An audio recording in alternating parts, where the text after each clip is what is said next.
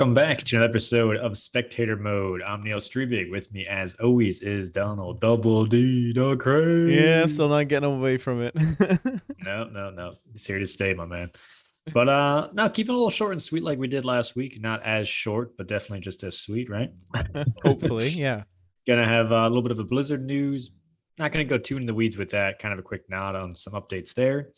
We got some news, quite a bit of movies. Honestly, the whole lineup's movies and TV. Really, now that I Yeah, it look at really it. is this time. It just seems to be that way. Really wasn't on purpose, but Yeah, just kind got of to worked talk out about that what's way. going, huh?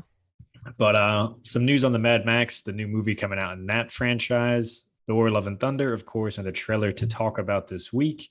Some news on the anime front, Hunter x Hunter, and then talk about some No more one says the PlayStation. X. No one I says say the the X. X. Oh no. Wow. So I'm just the anime narc, I so guess. so Jeez. much judgment. Yeah. Wow. Well, how do you call it It's then? just Hunter. Hunter, just Hunter. You That's just what you yeah, call you it. don't say you don't. Why would you put the X there if you're not going to say it? I don't know. I assume it's like something to do with the kind of like the way that it's translated or whatever, but you don't. I've never heard anyone in my life say Phonetically, it I before. can't unsee that and can't unsay that. I see the X and I gotta say Hunter it. X Hunter. So, Why don't you so say Hunter by Hunter, like a two by four, Hunter by Hunter, that just sounds ridiculous then. Hunter squared, like. But talk a bit about Hunter x Hunter or Hunter, whichever one you prefer. And then some more PlayStation news. A couple new TV shows in the works on PlayStation front as well. But no, get it started. Yeah, I mean, this one is actually going to be pretty quick for the most part. We've talked a lot about Activision Blizzard, their acquisition, their troubles as a company, and some of their maybe like internal issues that I think we've talked about kind of in the sense of like what that means for the industry at large and how they kind of represent as a major player. They represent a lot of the issues in the gaming industry. But very recently, Raven Studios or Raven Software, which is a subsidiary of Activision Blizzard, has successfully formed a union. It's a big deal to see unionization going on in the gaming industry. It's probably long overdue. So I think it's important that, in the interest of this being still ultimately a news show, we do put our spin on it and give our takes and everything else. But like, I don't want to be too biased. So let's give a nod where it's due, give credit where it's due, and the union has been formed, and I think it's a good thing for the industry as a whole. Yeah, no, it's definitely a step in the right direction. So kind of keeping it short just because I think we've kind of set our piece quite a bit on the Activision Blizzard front. So this is kind of a step in the right direction. So I think we just kind of wanted to at least acknowledge that and keep it rolling. Yeah, for sure. And so people are kind of following along with this stuff because all this stuff I think is what is some parts the behind the scenes of what leads to the games you get, the quality of those games, testing, the work environment, because a lot of people are interested in getting into gaming. And I don't know that this side of things is talked about as much because a lot of times we're just looking at the finished product on the other end of it. So, yeah, like you said, we don't need to go too much into it, but let's give the nod, put that information out there for anybody else who wants to look into it even further and kind of see what the terms are that they're negotiating, pay rates and stuff like that. And again, if we're looking at Activision as sort of a market indicator, maybe, or like a litmus test of what the gaming industry is going through right now, this would be, I think, a positive move overall. No, for sure. But just For flowing sure. right along, Thor Love and Thunder has dropped their next trailer. Their big trailer here. We've got some more of the training sequences and stuff, and I think the scene that has most people talking is when Thor gets his clothes ripped off. I guess I thought you were going to say with Gore the God Butcher, we finally see Christian Bale's first look as the villain in the film. Oh, That's what my mind was, at least. But yeah, true. I mean, I guess everybody's It, Hemsworth butt shot. yeah, I guess priorities. I don't know. Um, Yeah. I don't know. I guess Gore is what caught your eye in this whole thing. Not that I was caught by Hemsworth's butt, but So but what yeah, was I your mean, I don't know. take? Like, I guess it wasn't a take from the trailer. Had a side conversation with a buddy about the runtime of Thor, and apparently it's right about 90 minutes. It's like 97, a little bit under 100. That has me more concerned than anything I saw in the trailer. The trailer looks like a fun ride. Pretty much everything kind of talked about before. I mean, I trust Christian Bale to kill it, especially as a villain, and especially bring some sympathy towards. I'm not too familiar with Gore's character. I know he's called the God Butcher. I know his family was basically murdered, and then he has a vendetta against the gods, kind of thing. He gets some sort of weapon that makes him immortal and whatnot. But Thor wasn't always a comic I closely followed, so I'm not going to sit there and bullshit like I know more about Gore than, than the initial litmus test kind of thing. But I hope he makes it more sympathetic with that villain because there's a lot to pull away. So I'm excited to see what comes out of that. But still, with Thor's journey and then Jade Foster's stuff, I am curious, can they get all done in 90 minutes? I don't know.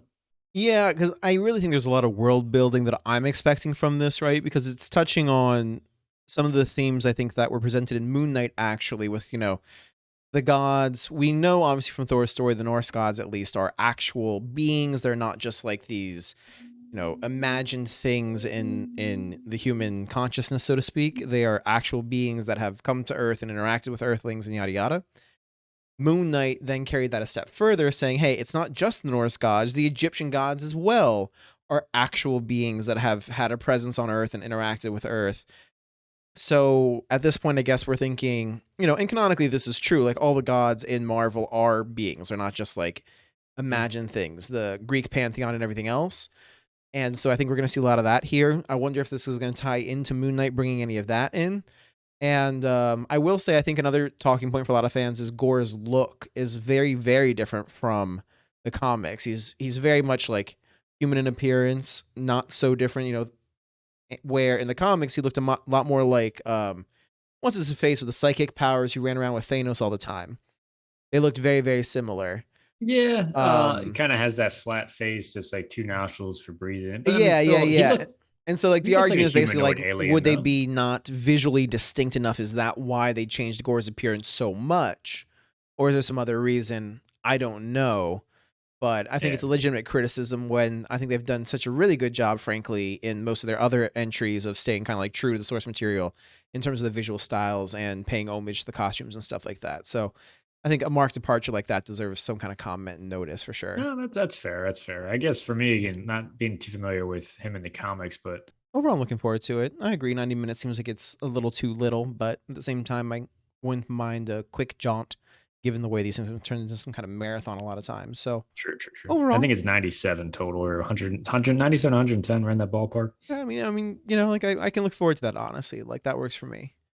But moving on to other news, and I think this is something, again, maybe underappreciated in games, except for some people, if you know game music, or like movie music as well, like you pay attention to it, you notice it. Some people really do. Some people definitely do not pay attention. And this is actually one of those things that's more topical because of the Johnny Depp and Amber Heard trial.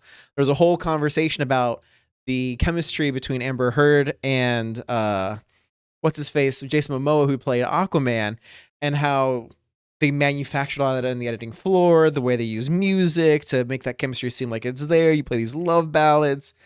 And the news for today is that Mad Max Fury Road composer Tom Holkenborg is coming back for George Miller's Furiosa. And if you don't know Mad Max Fury Road, I think it was one of the earlier, really well done adaptations of like a game, right? To the music itself was phenomenal. Like the movie won tons of awards, but the music on its own won like 3 or 4 awards for like best original score, best soundtrack. Well, it wasn't a game; it was a movie franchise first. Movie franchise, then it became a game. My mistake. There you go. And I've made this mistake before. I should really be on this. But yeah, they won like 4, I want to say 3 or 4 awards just for the music. They had more nominations besides that. So I think it's great to hear that he's coming back and going to be part of the next installment here.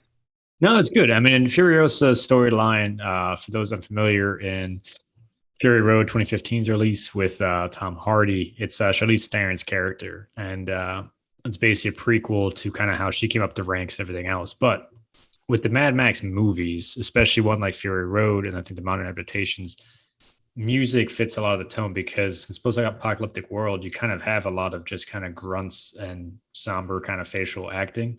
So the music kind of sets a lot. Fury Road, especially because it's a chase movie. So that's all. It's a chase. The whole thing. You have basically an action sequence in the beginning of how the chase starts, the chase in the middle, and then the end. So like music has to be a massive part of that. Not quite sure what all the plot lights are for Furiosa. But again, to create, I think, human emotion and depth and empathy in a post-apocalyptic world where everything is just complete shit, music plays a massive role in that. Yeah, I mean, I totally agree because like at the end of the day, I used to live with a film major in university, and he told me, and I have no idea how true this is, that basically you can do one of two things with a movie. You can either develop story and do a dramatic movie, or you can do an action movie. And if you try to do both in the same movie, it typically falls flat because mixing the two elements doesn't work very well. You know, the Mad Max franchise being an action movie doesn't have a lot of time for those dramatic moments and storytelling, what you're talking about. So a lot of that tone and a lot of that feeling and emotion is going to come through the sound work they do, the music that's playing. So I think it's a I big think it's deal having a good well, maybe composer. kind of a cult classic too with Mel Gibson back in the day, one of his first roles.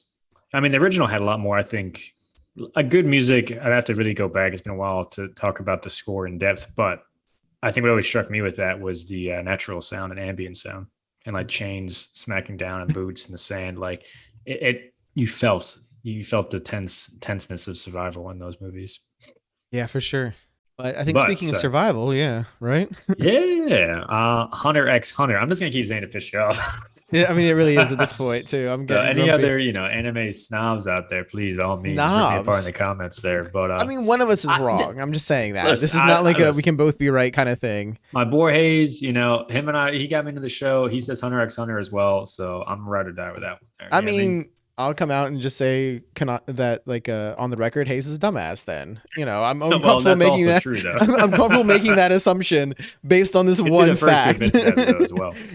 But no, Hunter X Hunter, whichever one you prefer, phenomenal anime. Definitely, I think up there as far as S tier or animes to kind of introduce people into kind of the genre with as well, or kind of staples, if you will. But either way, the creator Yoshihiro Togashi. He's gonna Got it edit this right to make it that look like he had time. it perfect I'm the gonna first edit. time, Yes, just it so seems we I did it know one time, but this took me like this 12 took tries, effort. guys. So he's killing me on the Hunter stuff, and he's just like, I'm missing a hero in there too. So I need a hero. But Oh no, all man. right. Back to the actual topic though. Hunter X Hunter, great anime. The creator Togashi basically came out, finally created Twitter and showcased basically a new manga set and shared that he's going to write the last 4 chapters. So it finally has a conclusion, kind of a big cliffhanger, an anime that size, that big of a following. It's big news regardless, even if you've gotten out of it. I think it's going to reignite the fan base even more than the cult following already has. Oh yeah. I mean, it's one of those animes that like one, it was huge for a while, right? Like it got it. I mean, obviously we're talking manga here, but the manga was huge. It had an anime adaptation, and then that got dropped because the manga wasn't far enough along. It got picked up and remade into a new anime, and it still had fans and everything else. And it's just one of those things. I think a lot of people are like terrified. Essentially, this is going to go the way of Berserk, where the author of Berserk ended up Perfect passing example. before he brought the series to a complete conclusion, which is like it's just tough, man, because there's a lot of really strong fans of the series, really into it, who have been waiting for this patiently for a long time. But at the same time, I understand that some of these things can't be rushed. But it's great to hear that he's planning to come back, at least bring it to a close. I don't know if it's going to be a quick close or, I mean, like, I think the question kind of is like, is he really going to put in the effort to bring this to the close it deserves? Or is he going to phone it in to put in an ending so that there is an ending? I mean, I think he'll do the right thing with the weight like this, but again, who's to kind of say? I'm curious to see if they put the anime back up because I'll be honest, the last season of the anime with the army ants, or what do they call them, the killer ants, Yeah. it got way too DBZ for me. The fight scenes and what I kind of enjoyed about the anime, I put me out of touch. It was, I don't need you to explain every single move before you do it. Like, just do the fight scenes already. Like, every episode is basically just them explaining how they're going to take these next 5 steps in the next 2 seconds. It's just like, come on, guys, like, just fight, just come on. So I felt that dragged on, but to see a bit older kind of Killua and Gon and see where they're at, yeah, I'm all in for that. For sure. And then speaking of shows, I guess. Yeah, keep them with it. PlayStation definitely dipping into the TV show Money Train, but the big news here is Horizon Forbidden West. Well, Horizon Zero Dawn, I should say, the original. I'm not sure how much of the new one, Forbidden West, they'll dip into, but Horizon Zero Dawn is going to get a TV show that's been greenlight. for Netflix adaptation. Basically joins quite a few PlayStation games that now have shows, all through different streaming platforms too. Last of Us will be on HBO Max with what's his name, Pascal, who does the Mandalorian as well. And then God of War will be on Amazon. A Gran Turismo show is in the works as well. And I might be missing one other one in that mix though as well. Ghost of Tsushima Oh is yes, going yes. somewhere. Yeah. Uncharted, we obviously got the Uncharted movie already. So yeah, PlayStation really just dipping into the different mediums in live action. Do you think this amount of shows is a good thing? And two, do you think all these titles are the right choices for shows? Um, yes to the first question, no to the second. On the one hand, I do think it's good that they're shopping around and putting out a bunch of different shows because I don't think these necessarily compete with each other. You know what I mean? Like, I think there's gamers who appreciate these games, obviously, and there will be some overlap in that sense. But at the same time, I don't think they scratch the same itch story wise. And when you're talking about games to movies, you know what I mean? Like, the way a game plays, the RPG elements versus shooter elements and stuff like that, like, is a big part, I think, in terms of how they find their niche. So I don't think they're really competing with each other in terms of the releases, but it does give Sony the opportunity to find a good studio going forward to maybe develop more of these titles. You know what I mean? The fact that they're not doing exclusivity and not committing to one right now, I think is putting them in a very good position for the longevity of this type of thing to find like, hey, who do we trust to really handle these IPs as we transition them into new media? That's great. But the second question, did they make the right choices with all of it?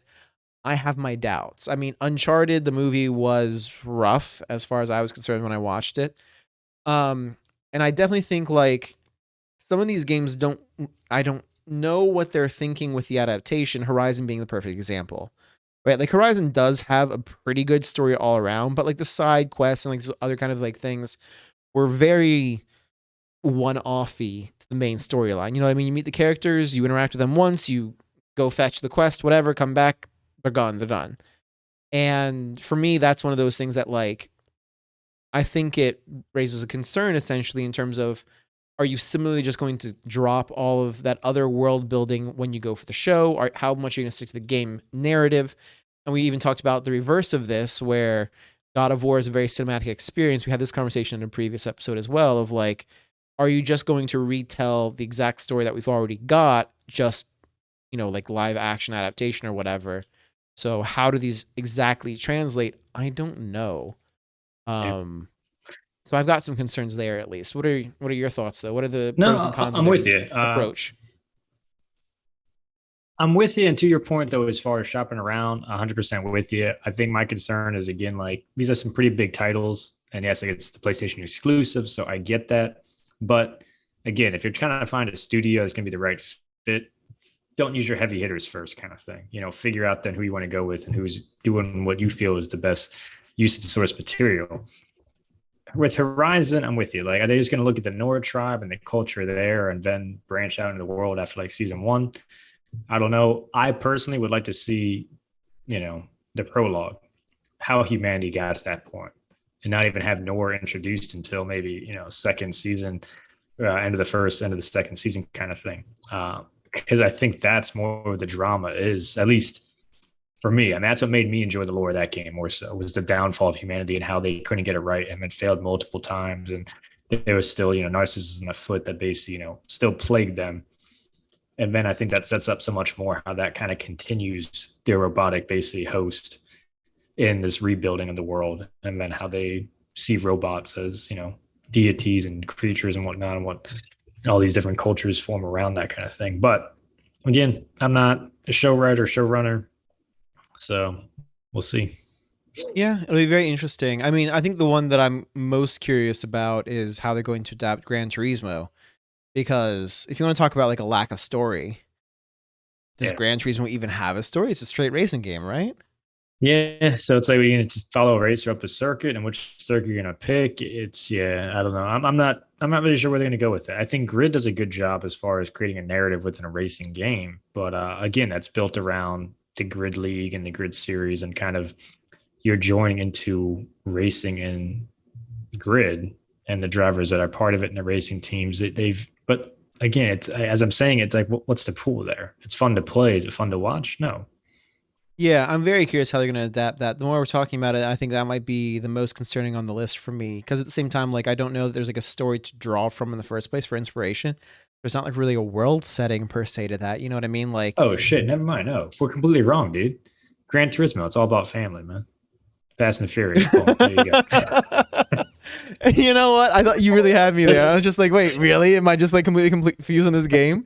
I don't know. I mean, I guess it could be, because it really doesn't have much of a story going. It's not set in a, Horizon's world. I think is interesting because, like you said, you can go back in time to the fall of humanity. You can look at the post-apocalyptic scenario.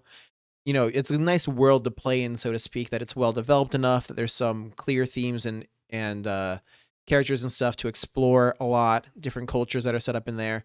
You have a lot of options besides just Aloy's story, right? Gran Turismo. Yeah. It's cars. It's a racing simulator. Like Netflix already has that, right? We've got Drive to Survive, so.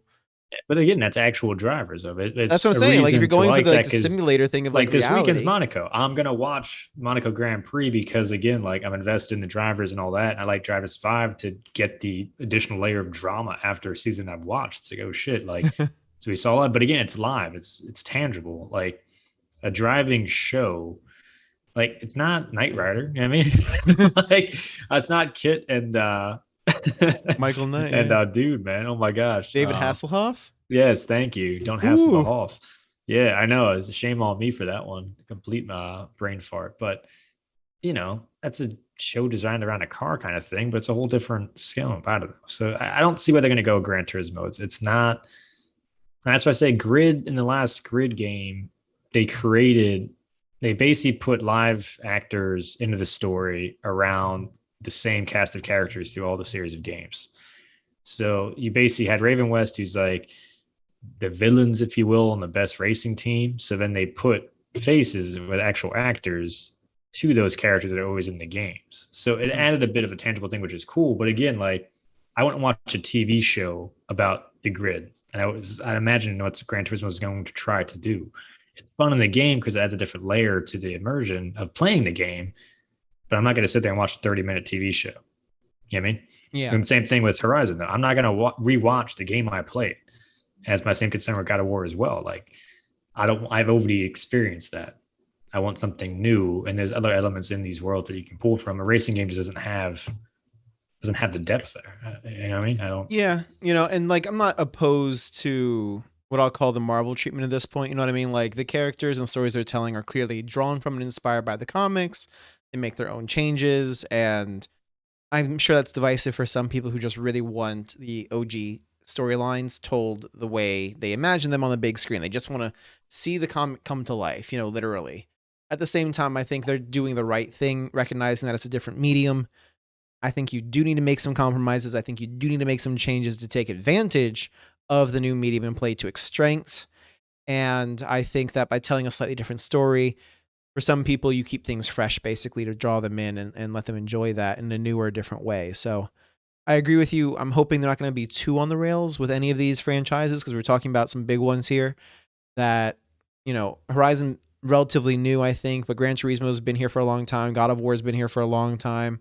I'm seeing stuff too about like Twisted Metal coming to Peacock and stuff like that. Fallout games, like all kinds of stuff looks like they're trying to transition it over into television movie media and, give it the Marvel treatment, basically. Like you have great worlds, you have great storylines and world building there that you can set it in, but you don't need to just do the same thing again. You can make it fresh, make it new. And personally, that's how I prefer it goes, but I don't know. I think that's going to probably bring it to a close for us today, unless you got anything to add. No, I mean, drop us a line in the comments what y'all think about the PlayStation shows, any particular franchises too you'd like to see, made into a TV show. Mass Effect is in PlayStation, but that is going to be on Amazon. That was announced. We talked about that on the show. Ooh. But I think there's a lot of titles that would translate well. So kind of curious what y'all think. And any of the news too. If y'all have any hot takes, by all means, let us know. And, if anyone wants to throw in a poll, maybe we can talk about this for if you say Hunter X Hunter. I think I really, you got me going, man. You kept with it the whole time. Yeah. You really did. I don't know if I'm going to be able to let this go. I'm going to have to, do some searching after this and find out if a poll already exists or something. If people say that damn X or not. But me with my existential fears and crises, I try to figure out how to pronounce the series that I love, and you with your smugness over there just laughing. I think that'll bring us I for don't know a if it's smugness. I think it's more cavalier of, we're talking about the same thing. I'm never going to be a grammar Nazi. As a writer, I've never been a grammar Nazi. You have an idea and a thought, and you get it out there. That's the important thing. Can people connect to the actual idea and the thought? The structure isn't as important. The episode where we learned that I'm apparently a Nazi is what I've. That's where this went, huh? Wow, that's where you're gonna take yeah, it? I guess so. Yeah, and so on that very disappointing note, I think that'll call it for us on this episode of Spectator Mode. Thanks for coming.